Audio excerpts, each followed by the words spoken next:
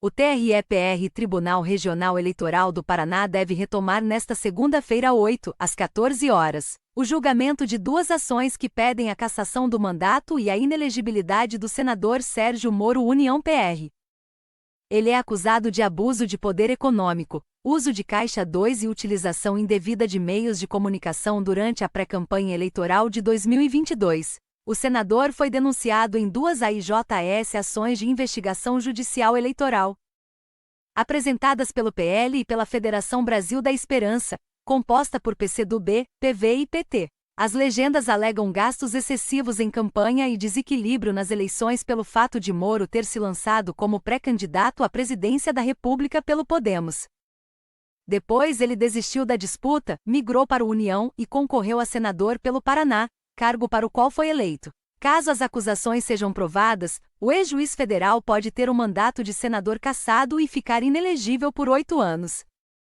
Na primeira sessão do julgamento, ocorrida no dia 1º, o relator do processo, desembargador Luciano Carrasco Falavinha Souza, votou para absolver o parlamentar. Na segunda sessão, realizada na última quarta-feira 3, José Rodrigo Sade votou pela cassação. O julgamento foi suspenso por pedido de vista de Cláudia Cristina Cristofani. Pelo menos mais 4 desembargadores eleitorais devem votar no caso. O TRE-PR é composto por 7 magistrados, mas Sigurd Roberto Betson, que ocupa a presidência da Corte, só vota em caso de empate. Ao apresentador o voto, o relator disse que o julgamento não é sobre a Operação Lava Jato, seus personagens, acertos e erros, mas sobre os supostos desvios durante a pré-campanha de Moro. Segundo ele, o processo tem relação com a política. Não se pode perder de vista que todo o processo aqui surge pela política.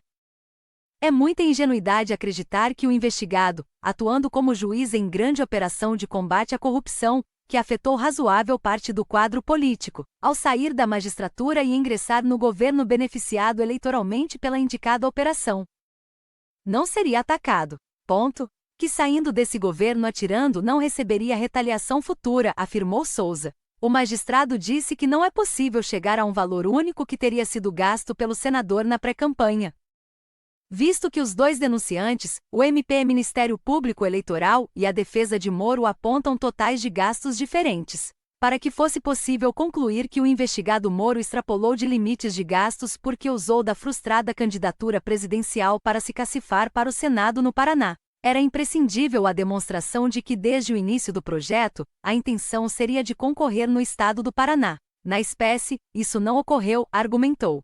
Souza concluiu que não se constatam indícios mínimos das ilegalidades. Por isso, votou por negar a cassação e a inelegibilidade. Na última sessão de julgamento realizada, José Rodrigo Sade abriu divergência e votou por cassar o mandato à chapa de Moro e declarar inelegibilidade por 8 anos do parlamentar. O desembargador eleitoral também votou por determinar novas eleições para o cargo de senador pelo Paraná. Segundo o magistrado, Moro assumiu o risco de se lançar como pré-candidato a um cargo menor e não conseguir controlar os gastos para essa disputa. Ele afirmou que não é possível apagar os caminhos percorridos e que o senador desequilibrou o cenário, já que os demais candidatos não tiveram as mesmas oportunidades em uma eleição tão acirrada.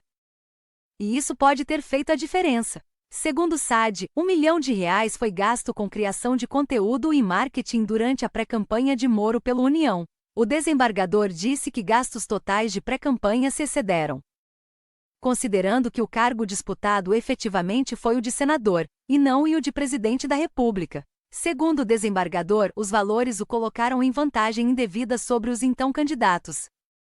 O relator se manifestou depois do voto contrário, afirmando que, por esse raciocínio, candidatos de estados com tetos de gastos mais baixos não poderiam mudar suas pré-candidaturas mais altas para as menores para não configurar abuso econômico.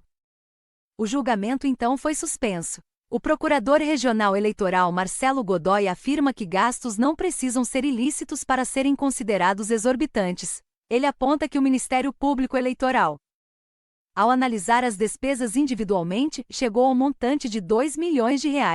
O advogado de Moro, Gustavo Guedes, disse que não existe precedente para gastos durante a pré-campanha e que ele foi eleito no Paraná pela popularidade conquistada durante o andamento da Operação Lava Jato. Não tem como prestar conta de pré-campanha. Nem o Moro e nem ninguém afirma.